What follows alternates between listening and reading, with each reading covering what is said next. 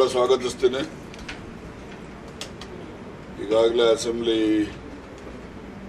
Budget ಅಧಿವೇಶನ ಇವತ್ತು ಮುಕ್ತಾಯ ಆಗಿದೆ.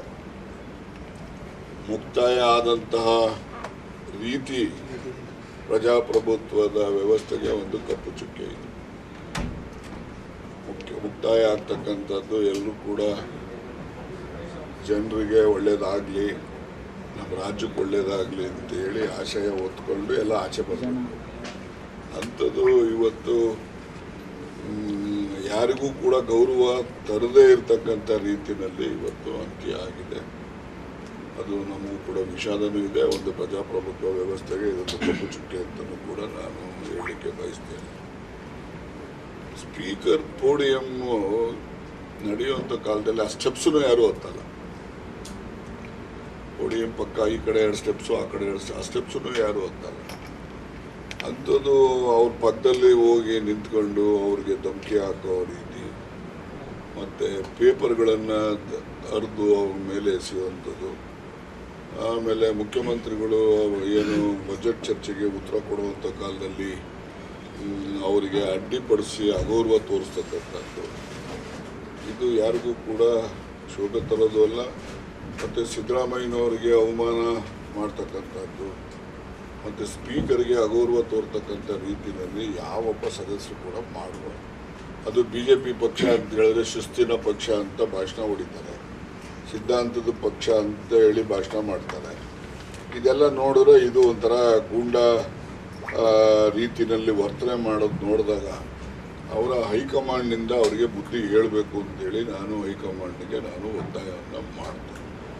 ಯಾರೇ ಆಗಲಿ ಗೂಂಡಾವರ್ತನೆಗಳನ್ನು ಅದು ಸದನ ಅಂತ ಹೇಳಿದ್ರೆ ಪ್ರಜಾಪ್ರಭುತ್ವದ ದೇವಸ್ಥಾನ, ಅದು ಅಂಥ ಜಾಗದಲ್ಲಿ ಈ ರೀತಿಯ ಅಹಿತಕರವಾಗಿ ನಡವಳಿಕೆ ಏನಿದೆ ಅದು ಯಾರಿಗೂ ಕೂಡ ಪ್ರಜಾಪ್ರಭುತ್ವ ವ್ಯವಸ್ಥೆಯಲ್ಲಿ ಗೌರವ ತರೋದು ಅಂತಹ ಕೃತ್ಯ ಅಲ್ಲ ಅಂತೇಳಿ ಮತ್ತೊಮ್ಮೆ ಹೇಳಲಿಕ್ಕೂ ಬಯಸ್ತೇನೆ. ಮತ್ತು ಇದಲ್ಲದೆ ನಾನು ವಿಧಾನಸಭೆಯಲ್ಲಿ ಒಂದು ಸ್ಟೇಟ್ಮೆಂಟು ಮಾಡಿದ್ದೀನಿ. ಆ ಸ್ಟೇಟ್ಮೆಂಟ್ಗೂ ಕೂಡ ಬದ್ಧ ಇದ್ದೇನೆ.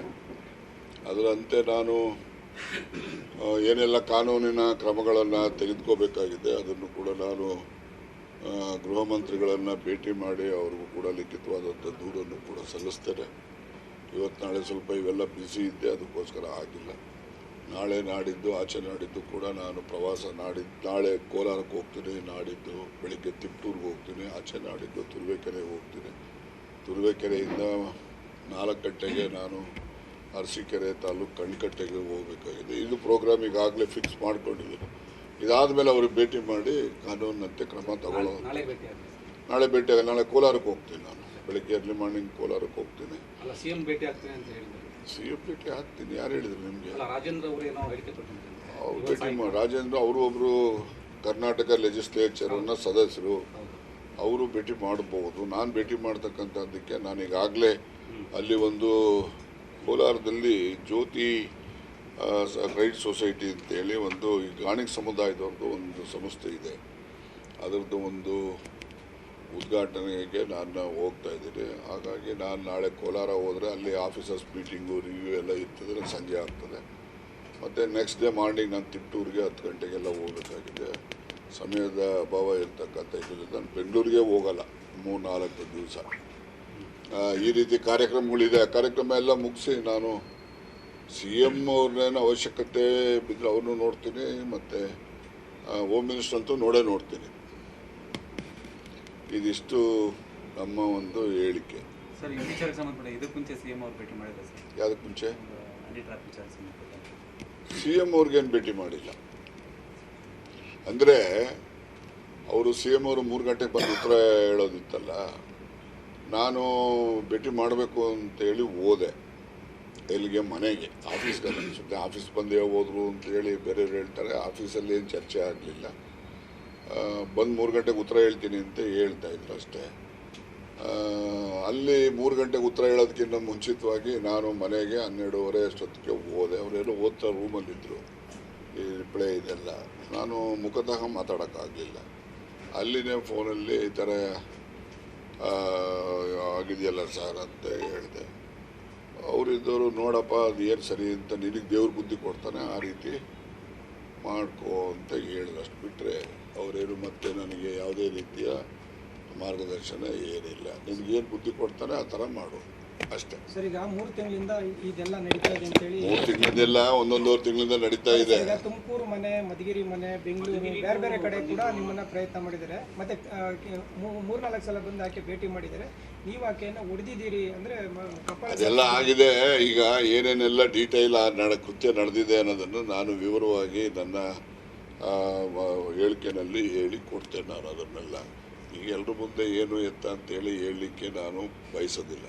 ಇಲ್ಲ ಸರ್, ಬೆಂಗಳೂರು ಆಫೀಸಲ್ಲಿ ಆಗಿರೋದು ಅವರು ಎಲ್ಲೋ ಆಗಿದ್ದವೆಲ್ಲ ಹೇಳ್ತೀನಿ ನೋಡಿ. ಹೈಕಮಾಂಡ್ಗೆ ನೋಡೋಣ. ನಮ್ಮ ಈಗ ಸತೀಶ್ ಜಾರಕಿಹೊಳಿ ಅವರು ಕೂಡ ಇದ್ರ ಬಗ್ಗೆ ನಾವು ತೀವ್ರವಾಗಿ ತಗೋಬೇಕು ಅಂತ ಹೇಳಿದ್ದಾರೆ. ತೀವ್ರವಾಗಿ ತಗೋಬೇಕು ಅಂದರೆ ಯಾವ ರೀತಿ ತೀವ್ರತೆ ಅಂತಕ್ಕಂಥದ್ದನ್ನು ಅವರ ಬಾಯಿಂದನೇ ಕೇಳಿ ನಾವೆಲ್ಲ ಏನು ಒಂದು ಲೈಕ್ ಮೈಂಡೆಡ್ ಇದ್ದೀವಿ, ಎಲ್ಲ ಕೂತ್ಕೊಂಡು ಮಾತಾಡಿ ಮುಂದೆ ತೀರ್ಮಾನ ಮಾಡ್ತೀವಿ. ಸರ್, ಸಾಮಾನ್ಯ ಈ ವಿಚಾರ ಟ್ರ್ಯಾಪ್ ಮಾಡೋದಕ್ಕೆ ಯಾವ ಕಾರಣಕ್ಕೆ ಟ್ರೈ ಮಾಡಿದ್ದಾರೆ ಸರ್? ಅದೇನಾಗುತ್ತೆ ಯಾರು ಮಾಡಿದ್ದಾರೆ ಅಂತ ನನಗೆ ನಾನು ಹೇಳಲಿಕ್ಕೆ ಸಾಧ್ಯ ಇಲ್ಲ. ನಿಮ್ಮನ್ನೇ ಟಾರ್ಗೆಟ್ ಮಾಡಿದ್ರು? ಯಾರು ಟಾರ್ಗೆಟ್ ಮಾಡಿದ್ರು ಅಂತ ಈಗ ಸತೀಶ್ ಜಾರಕಿಹೊಳಿಯನ್ನು ಟಾರ್ಗೆಟ್ ಮಾಡಿದ್ರು. ಯಾವ ಕಾರಣಕ್ಕೆ ಮಾಡಿದ್ರು?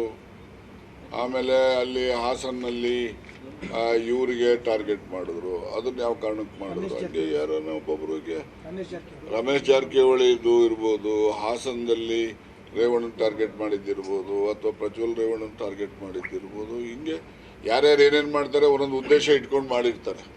ನಾನು ಏನು ಉದ್ದೇಶ ಇಟ್ಟಿದ್ದಾರೆ ಅಂತಕ್ಕಂಥದ್ದು ಅಥವಾ ಯಾರು ಇಟ್ಟಿದ್ದಾರೆ ಅಂತಕ್ಕಂಥದ್ದು ನನಗೆ ಗೊತ್ತಿಲ್ಲ. ಅದನ್ನ ತನಿಖೆನಲ್ಲಿ ಗೊತ್ತಾಗಬೇಕು, ಗೊತ್ತುಪಡಿಸ್ಬೇಕು. ನಾವು ನೋಡಿ, ಅದು ಸರ್ಕಾರಕ್ಕೆ ಬಿಡ್ತೀರಿ. ಸರ್ಕಾರ ಅಂದರೆ ಗೃಹ ಮಂತ್ರಿಗಳಿಗೆ ಬಿಡ್ತೀರಿ. ಅವರು ಹಿರಿಯ ಅಧಿಕಾರಿಗಳ ಜೊತೆ ಚರ್ಚೆ ಮಾಡಿ ಯಾವ ರೀತಿ ತನಿಖೆ ಮಾಡಿದ್ರೆ ಸೂಕ್ತ. ಯಾಕೆಂದರೆ ಇದರಲ್ಲಿ ಇವ್ರು ಸೇರಿದ್ದಾರೆ ಅವ್ರು ಸೇರಿದ್ದಾರೆ ಅಂತ ನಾನು ನಿರ್ದಿಷ್ಟವಾಗಿ ಹೇಳಕ್ಕೆ ಬರೋದಿಲ್ಲ. ಯಾರೆಲ್ಲ ಸೇರಿದ್ದಾರೆ ಅಂತಕ್ಕಂಥದ್ದು ಸತ್ಯ ಹೊರ ಬರಬೇಕು ಅಂತಕ್ಕಂಥದ್ದು ಅಷ್ಟೇ.